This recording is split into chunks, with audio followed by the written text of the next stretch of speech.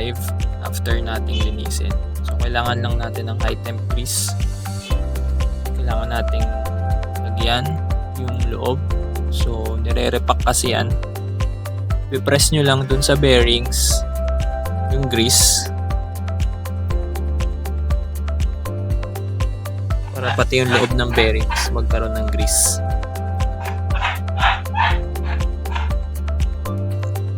So sa paglalagay ng locking pin, make sure na lagyan nyo muna ng grease yung tatlo dadaanan.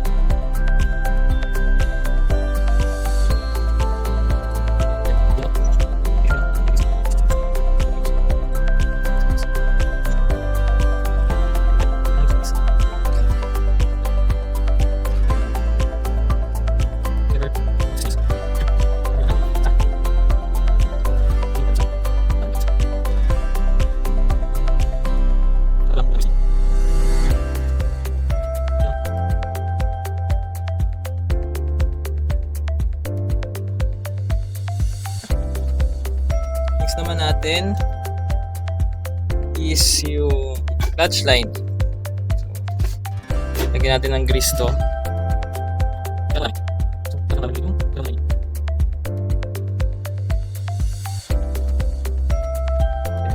Lagyan na natin itong mga bushing.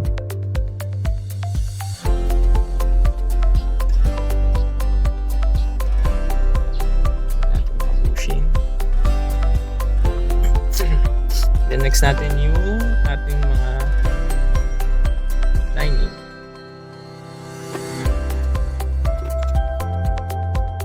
And next natin yung ating mga springs.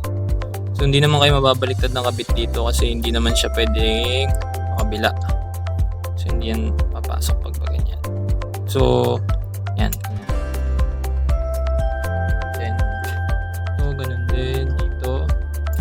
Gagamitin natin yung long nose natin.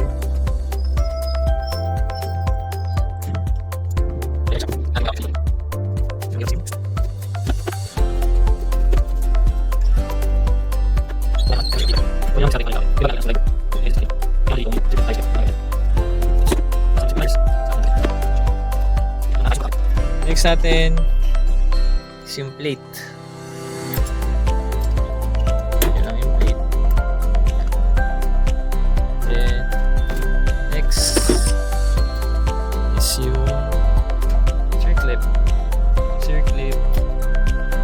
Gagamitan ko lang siya ng long nose.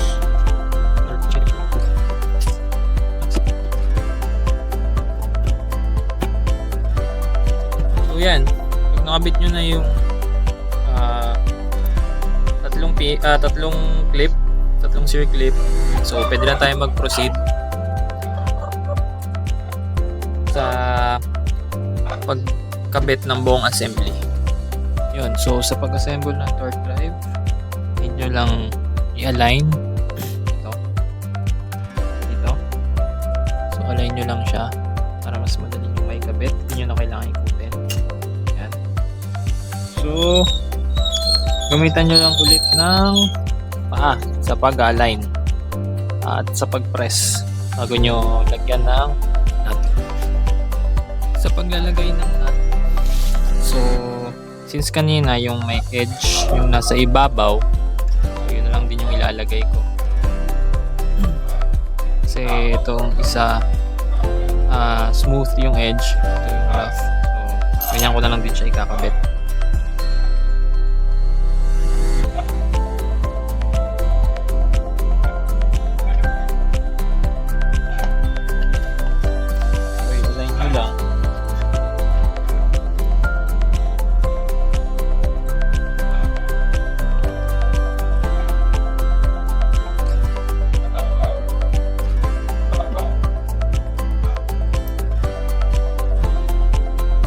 sure nyo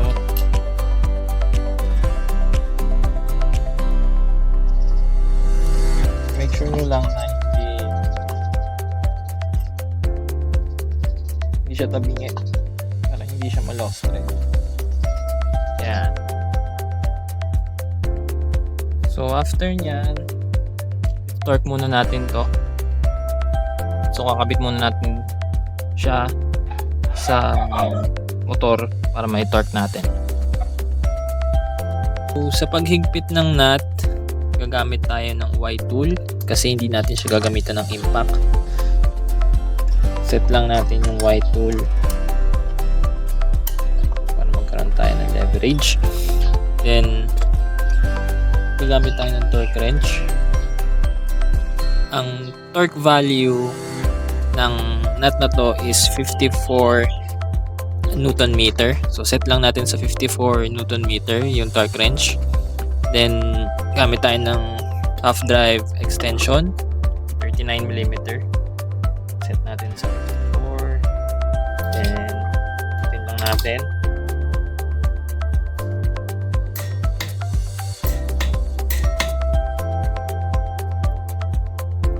So maririnig niyo yung click dun sa torque wrench nyo if na-reach niya na yung sinet nyo na torque value.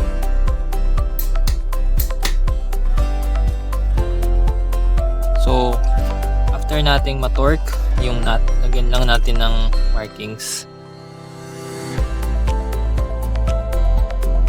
para next time na magkakalas tayo, malaman natin kung lumuluwag pa yung nut na nilagay natin. Punta naman tayo sa pag-assemble ng pulley.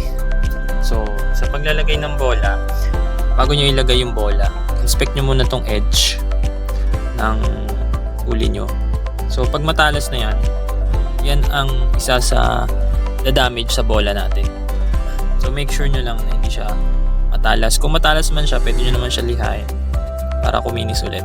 So yung if stuck pa yung bola nyo, yung side na may numero, pag nagumpisa kayo sa taas, so sa kaliwa siya nakalagay, ganyan siya. Yan.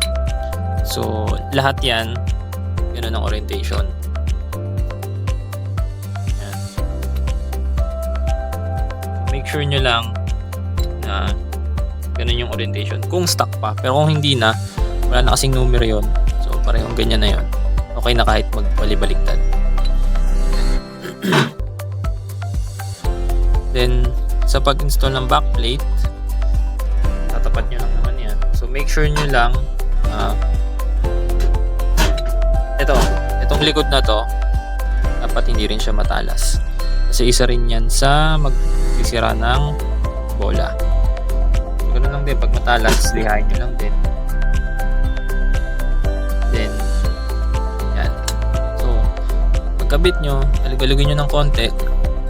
Make sure nyo lang na yung alog niya is hindi ganun kalakas or noticeable kasi isa yan sa indication na kailangan nyo ng palitan yung slide piece. So ganyan din, pag nalalaglag, isa rin din sa indication. So since wala akong pamalit pa, hindi ako nakabili, so next backlash ko na lang, pag nagkalkal na ako ng panggilid, wala ako na lang siya papalitan. As of now, hindi naman ganun kaingay itong panggilid ko. So hopefully pag kinabit ko siya ulit, hindi naman siya mag-iingay. So next is yung bushing niya. So kailangan natin din yan grasahan, pero konti lang naman ang kailangan yan.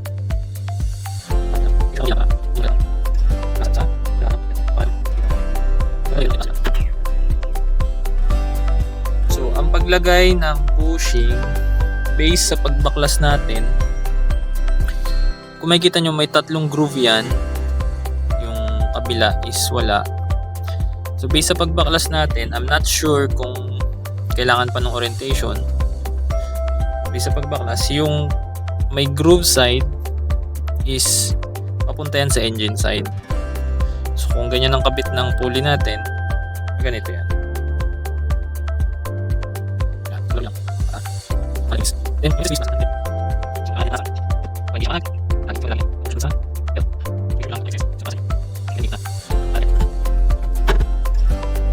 So sa pagkakabit, lagyan muna natin ng grease yung crankshaft para iwas stock up ng bushing natin. Konti lang din nilalagay natin.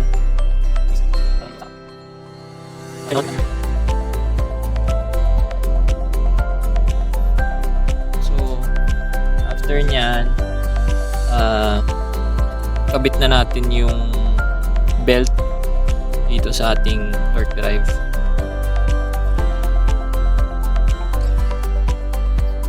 Pag inspect naman ng belt, so kailangan walang cracks yung belt nyo pag ginanyan nyo.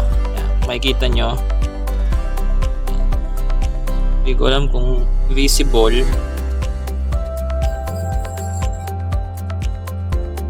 Yan. Makita nyo may mga cracks na yung belt. Yan. So, isa yan sa indication na kailangan natin magpalit ng belt. So, since di pa rin ako nakabili ng belt, wala pa akong belt dito, ito muna yung gagamitin ko. So, kakalasin ko na lang siya ulit para magpalit ng mga parts sabay ng panggilid. So, post din ako ng video sa pagpapalit ng mga panggilid, kung ano ipapalit ko and kung paano magtono. So for now, kunin muna natin yung bell. Then kabit natin yung belt muna.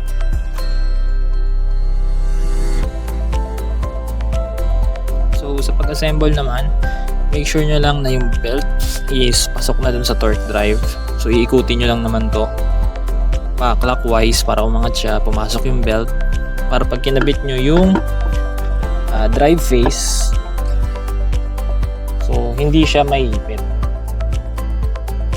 So pag kinabit nyo dito, pantay pa rin yung drive face pag kinabit nyo. So kakabit nyo yan dito. Yan. So as you can see, hindi naiipit yung belt. So pantay siya pag kinabit. Then lagay nyo lang yung malaking washer. So base sa orientation ulit, kung mag-base tayo sa pagkalas natin. So ito yung nasa loob. Ito kung makikita nyo. Yan. Ito yung nasa loob. Ito yung nasa labas. May gas-gas. Kasi diadaanan ng nut yan. So kabit nyo lang yan dyan. Then naman sa nut, itong may gas-gas yung nasa loob, itong wala is yung nasa labas kasi nga naikot to pag iluluwagan at sinisikipan. Make sure nyo lang na pantay yung thread, magaan ikutin para hindi natin malaos thread.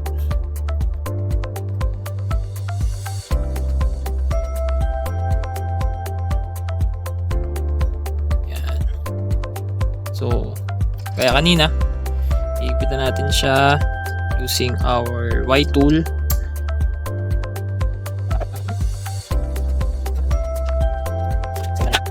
Based sa ating service manual, so 59 Newton meter ang torque ng drive face nut. So, naset ko na sa 59 torque wrench. So, iipitan na lang natin. Hintayin nyo lang mag-click. Pag nag-click, it means set na siya to 59. Lagyan lang natin ng markings.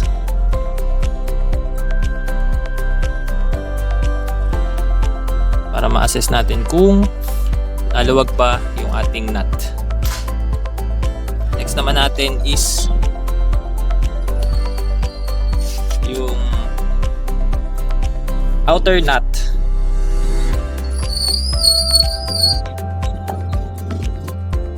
Punasan lang muna natin yung excess grease. Then pwede na natin ilagay yung ating clutch bell. Then yung manipis na washer.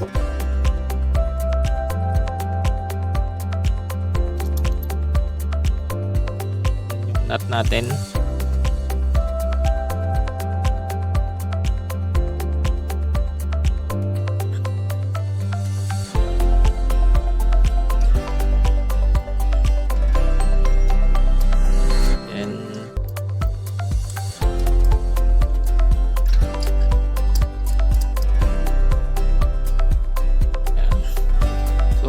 49 Newton meter. Set natin sa 49.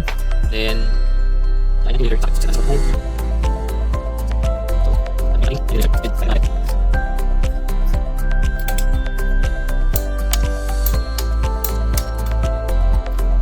after nun, lagyan lang natin ng marking.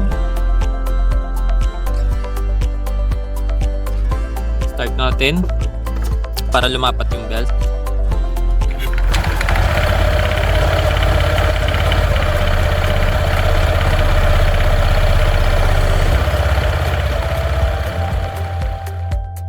So sa pagkabit ng CVT cover, make sure na i-align nyo yung dowel. So may dalawang dowel yan, dito tsaka dito sa ilalim, dalawa.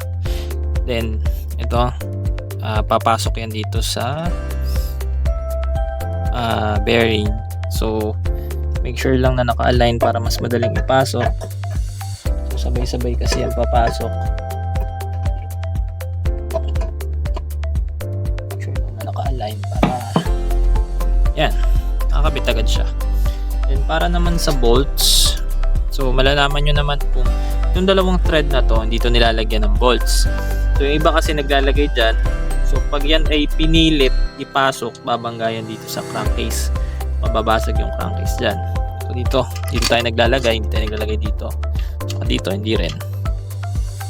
So dito sa mga, yan.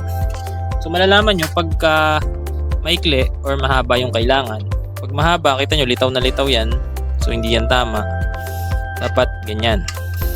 So yan, ganyan yan. So ito, hindi rin to dito.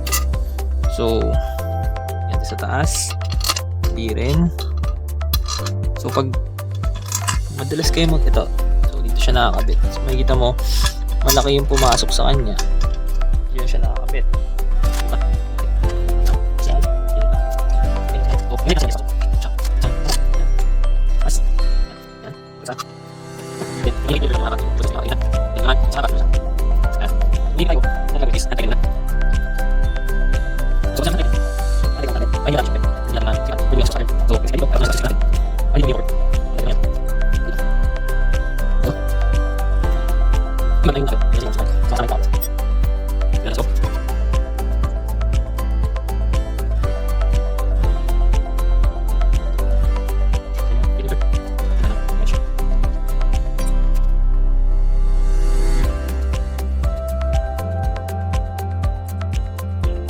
So based sa service manual, ang mga 8mm hex bolts ay merong standard torque values na 22 Newton meter.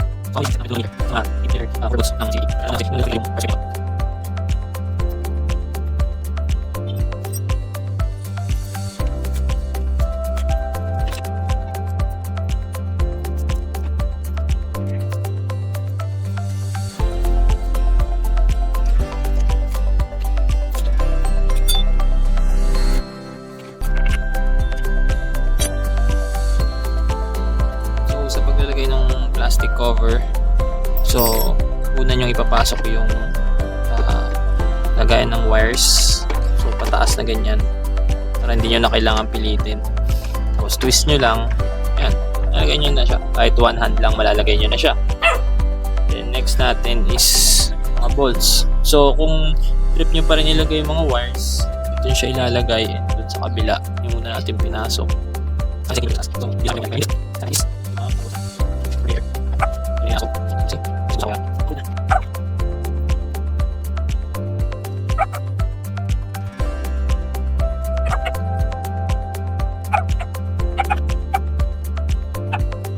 so as you can see, ganun lang kadali maglinis ng panggilid.